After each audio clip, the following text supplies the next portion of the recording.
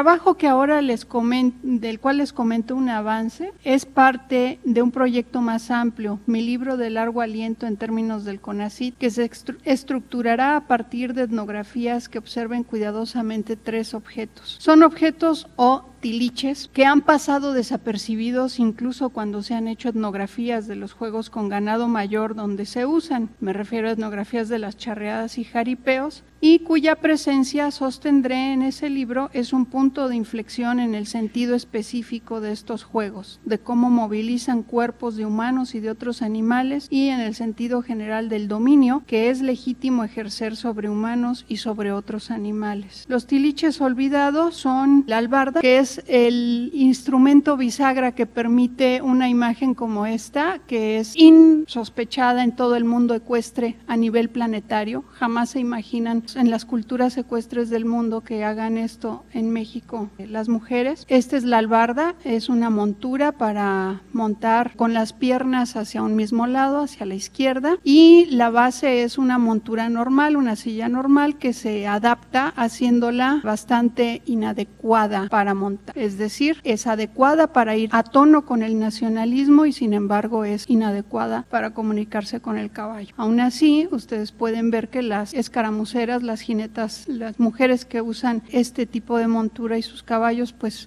tienen unos movimientos de precisión increíbles, lo cual no habla bien de los mexicanos y las mexicanas, habla bien de los caballos. El otro tiliche del cual hablará mi libro en un capítulo es esta tira de cuero que sujeta el pecho pretal al bozal y que impide que el caballo mueva la cabeza más allá de cierto tope, más allá de cierto límite. Se llama bajador, no existe en la tradición charra hasta 1980, es una adopción de las tradiciones de arreos en Norteamérica, en los caballos cuarto de milla, especialmente para los coleadores en las charreadas, y que es un instrumento de tortura y de negligencia atroz. En ese tiempo, este aditamento que es el bajador ha generado una producción de otros instrumentos que se pueden encontrar en los mercados que acompañan a los eventos charros, las charreadas, los jaripeos, como son en este caso los frenos de castigo y los instrumentos o bozales que para que el caballo no trague aire. Se están más y más generando problemas de comportamiento y psicológicos en los caballos y no los estamos observando. Este es un freno de castigo. Yo jamás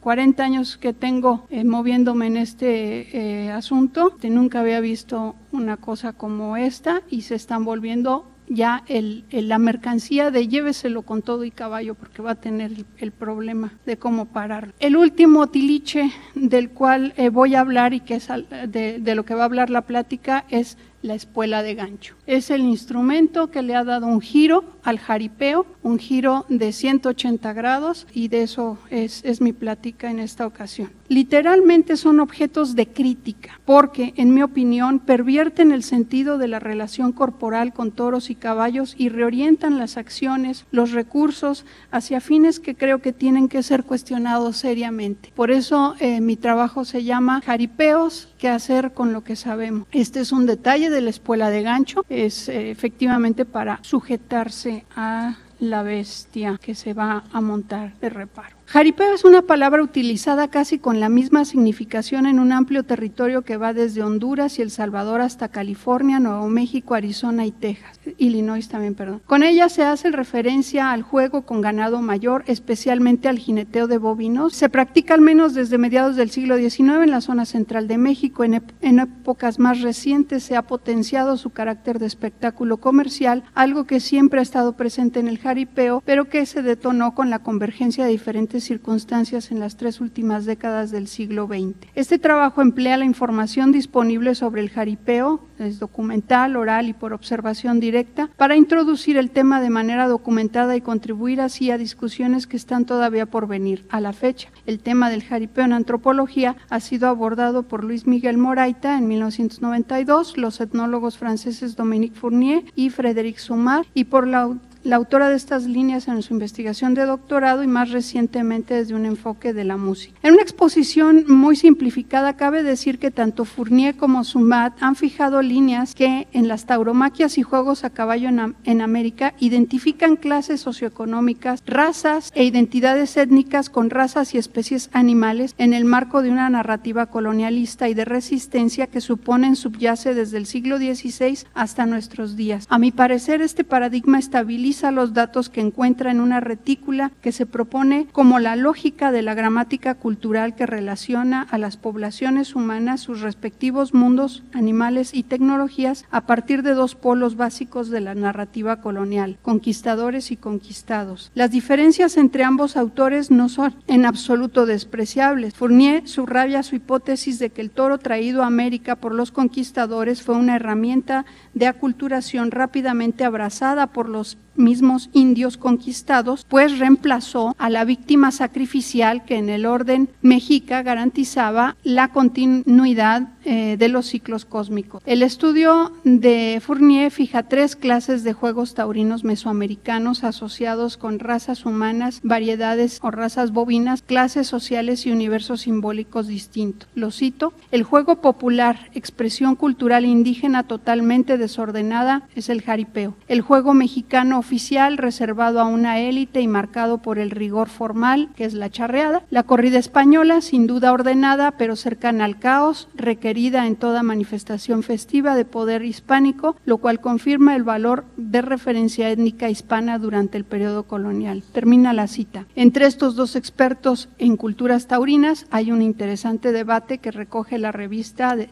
Etnología francesa. El enigma de la monta del toro, evento impensable en la lógica cultural europea, se esclarece al considerarla una técnica lúdica inventada por los peones indígenas de las haciendas novohispanas. Esta es la definición que dan de jaripeo desde el siglo XX hasta el 77 todavía, o los 80. En las haciendas novohispanas, centrada en la parodia de la monta del caballo elitista, la parodia elitista blanca o blanca mestiza. Así explica que en el jaripeo los caballos no estén presentes, según vio él, ni los lazos artesanales de ixtle o lechuguilla, ni atuendos reglamentados como tradicionales, todo lo cual sí está presente en la charreada. Según Sumat, estos marcadores de identidades étnicas y sociales definen lógicas culturales opuestas. La del jaripeo indígena se centra en la burla que el bastardo, el hijo ilegítimo, hace de la imposición colonial blanca, invirtiendo la lógica de montar caballos y en vez de eso montando toros y penetrándolos con ganchos. La segunda, la de la charreada, con toda su oficialidad, reglamento para contar puntos por cada faena ejecutada por los charros, la utilización de lazos de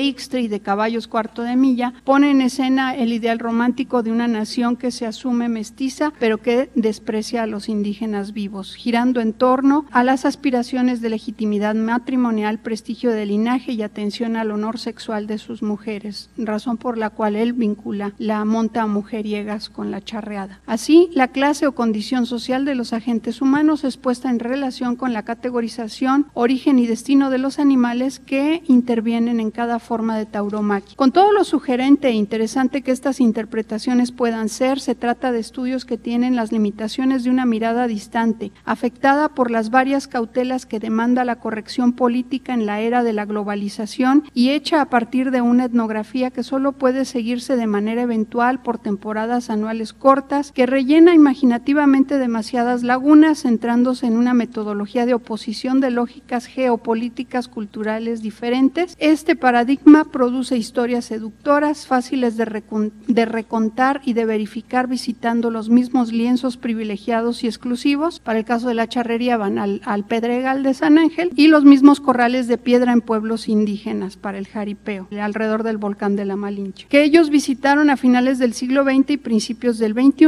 pero que no se corresponden con los datos que encontramos en la densidad histórica, geográfica y poblacional de las tauromaquias mexicanas. Es pues posible y necesario empezar a documentar, analizar y discutir más sistemáticamente lo que sabemos y lo que nos falta saber sobre el tema. Finalmente, a grandes rasgos, describo algunos de los elementos y cambios más significativos en el jaripeo actual. Su conversión en espectáculo de masas con agentes heterogéneos heterogéneos y confrontados con atractivos diversos y mutuamente conflictivos. Este es un cartel de un jaripeo, dice Jaripeo Michoacano, y se llevó a cabo en Lake Terrace, en el norte de California, en el año 2009. Lo que ustedes pueden ver ahí en el cartel es que hay monta de toros, pero hay también música. El elemento de la música y la tecnobanda es fundamental para este espectáculo. El baile y el jineteo, y que se ha extendido asombrosamente sus cadenas productivas. En el centro de todo ello, como un eje de huracán, hay una compleja amalgama que llamaría crudamente economía de la furia. Baste decir que esta consiste en poner al toro en su máxima capacidad explosiva, echando mano de tecnologías elementales. El cajón de reparo, que fue la primera innovación que se introdujo en Morelia, en la Monumental,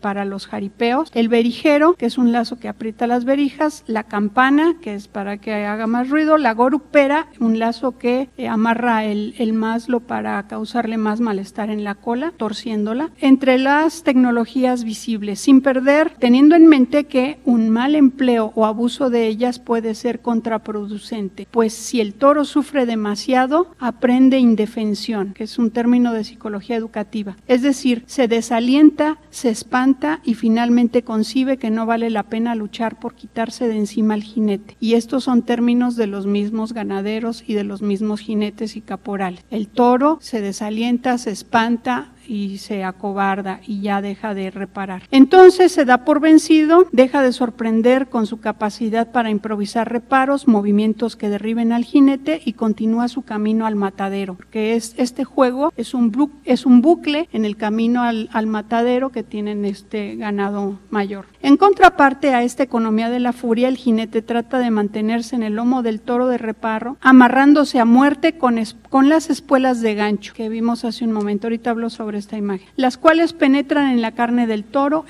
enfureciéndolo y causándole un dolor muy fuerte. Este cartel es una variante, la más reciente del jaripeo. Se llama toros caballeros, toros matacaballos o toros sacatripas. Ustedes pueden ver que aquí en el cartel lo que se anuncian son toros de casta de lidia, son de desecho, iban al matadero, resultan prometedores para ciertos ganaderos para hacer un espectáculo que lo que le ofrece al público es eso, que se van a meter charros señores de a caballo con sus caballos y el toro puede llegar a destripar caballos. La versión más letal de los toros sacatripas está en Yucatán, se le llama torneo de lazo. Las reglas del juego son ligeramente distintas. En Yucatán son a interés del que ponga el primer lazo cabecero, que es el costoso con un premio en dinero, y esta tabla son las estadísticas de los toros. Las líneas azules marcan cuántos caballos o puntos tienen por rayón, cornear o destripar un caballo. Aquí hay un detalle interesante que está marcado con tono verde, quizá lo puedan alcanzar a ver, pero hay una reducción en el impuesto que los promotores de estos espectáculos pagan por hacer un jaripeo con respecto a que hagan un baile. Es decir, hacen un baile, el impuesto que el municipio les cobra es de 12.5. Hacen jaripeo, él les cobra 7.5. Hay más ganancia si hay jaripeo. ¿Por qué? Porque hay una idea vieja de que esto es nacionalismo y se hace patria y es una bonita tradición, y eso se reflejó en estas leyes de ingresos del municipio en todo el país. Mi conclusión destaca el carácter pragmático de todo este despliegue histórico. Sostengo que es equivocado interpretar el jaripeo desde una perspectiva que apele a una estructura inconsciente y profunda de la cultura mexicana. La aparición, uso y permanencia de la espuela de gancho solo se explica en la dinámica del capitalismo de hoy, desde los años 70 a la fecha. Es bien reconocida su introducción en las arenas en la Plaza Monumental de Morelia. Este es el cajón de reparo, ahí entra el toro y de ahí se monta el jinete. Desde arriba, el ganadero lleva una ventaja: mientras más alto esté el cajón, más tiempo tarda en caer a los lomos del toro y más ventaja para el toro al momento de salir. Este cajón le da toda la ventaja al toro, pues sale de él con su fuerza explosiva intacta, a diferencia de cuando queda destroncado, cansado porque antes de ser montado se le derribaba al lazo y con caballo para apretalarlo en el suelo. Los caporales, que son del bando del toro, están muy al pendiente de ganarle en el jalón de la puerta al al jinete y a su cuadrilla que es quienes son del bando del jinete, porque en ese momento también se decide si es monta o porrazo. La espuela de gancho es pues solo un elemento de una reciente estrategia fatal, porque mueren como moscas, los jinetes mueren por cientos, con la que el jinete, uno de los agentes más vulnerables de este juego, se defiende de los reparos del toro, el otro agente con el que comparte el ambiguo estatus central en el espectáculo. Esta es mi pregunta de qué hacer, es muy importante de escuchar lo que dice la gente que está allá adentro. Hay bastantes críticas y bastantes elementos de crítica adentro de las mismas acciones, pero las cosas se van disponiendo, y las cosas me refiero pues no solo al ruedo, sino también a las espuelas de gancho y demás, como para que no haga efecto esta crítica y la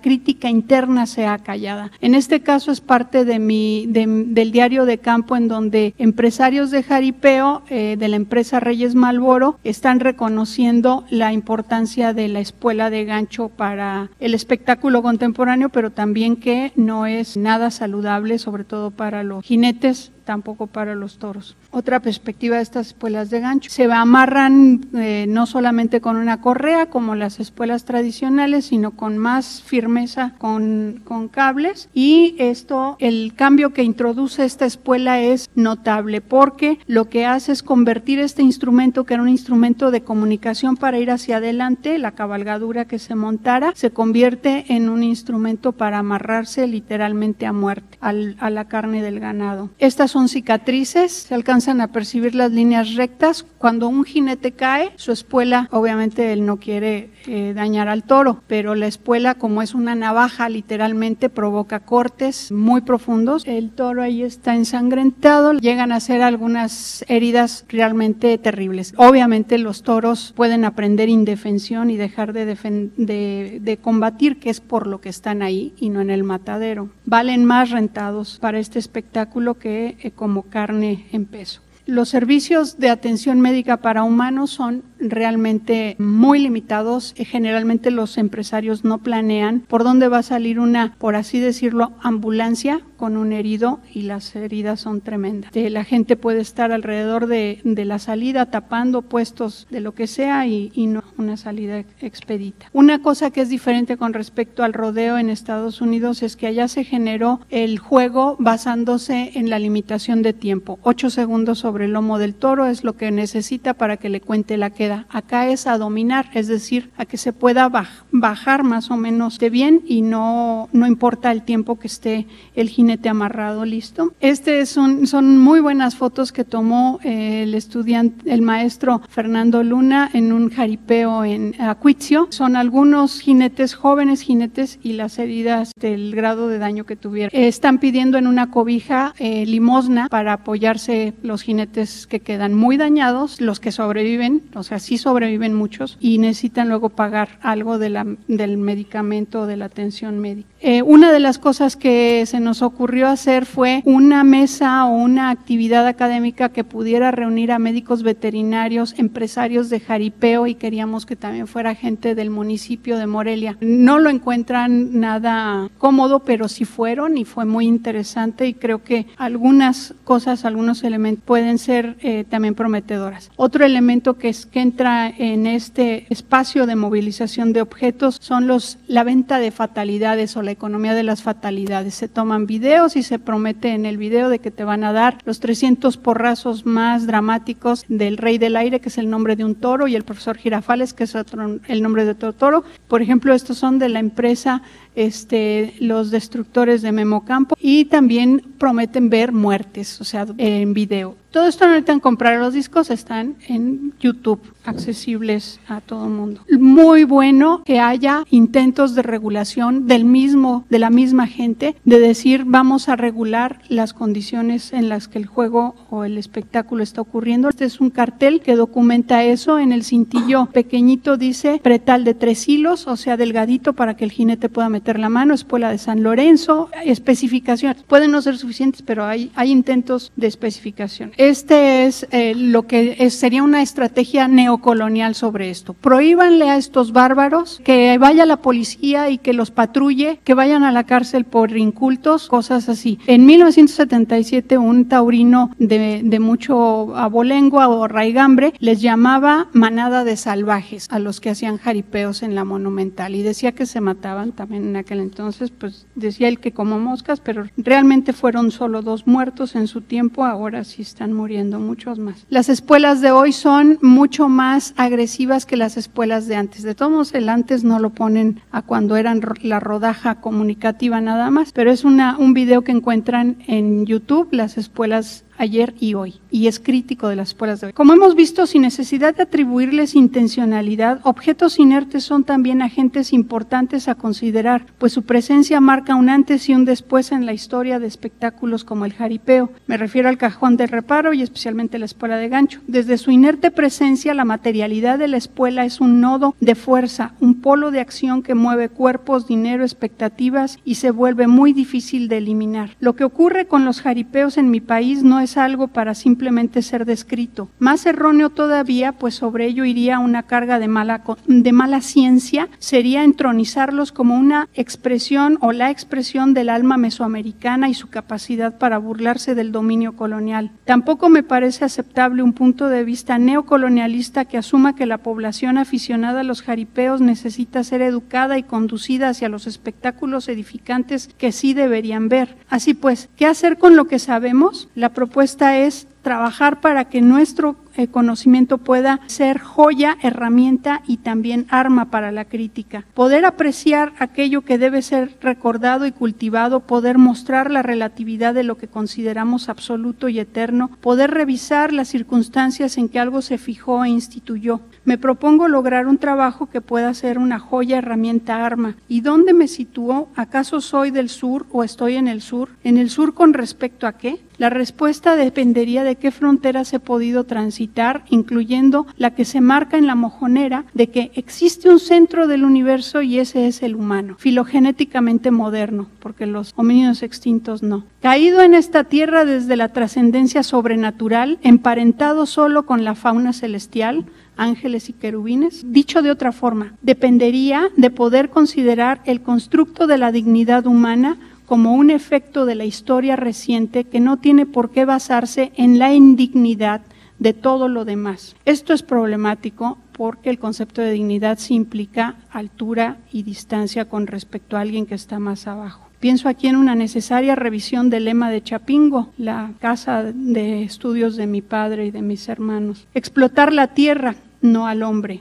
¿Por qué? Pero mi propuesta no consiste en buscar ponerse al sur de los sureños y desde allí pontificar sobre algo, hablando solo con sureños, solo a sureños. Muchas veces en las mesas de filosofía o teología de la liberación he visto las tribulaciones de la gente que quiere hacer esto y el tiempo, el papel, la tinta no le alcanza para pontificar porque se la pasó dándose golpes de pecho porque sus referencias no son tan sureñas como quisiera o debiera, porque incluyó gente que no nació o no estudió o no trabaja en un sur tan sur y se ocupó más en ser un guardafrontera de los orígenes que en ver qué joyas, instrumentos, armas portaban y para qué le podrían servir. Propongo pasar a un segundo plano el énfasis en el origen puro y nativista que a veces se filtra en la expresión del sur, que no es la que se usa aquí en este cartel que está a mis espaldas, sino desde el sur, aunque indica movimiento, aunque indica un ir desde el sur hacia otro lado, pero enfocarse mucho más en que el sentipensar, un término que nos recordó Escobar el año pasado, Arturo Escobar, y actuar en consecuencia sea para un mundo común y más que humano, enfatizar el destinatario de estos actos y lo más difícil que escuchemos a quienes seguramente no son tan sur como debieran, que son junto con los animalistas, de quienes no tenemos etnografías que les hagan justicia, porque son o anarquetos criminalizables o algo más parecido como a la madre de cada quien, entonces no entran en etnografías fácilmente, pero que veamos con ellos también qué cosas, qué tiliches están haciendo a costa de quién y para beneficio de quién. Muchas gracias.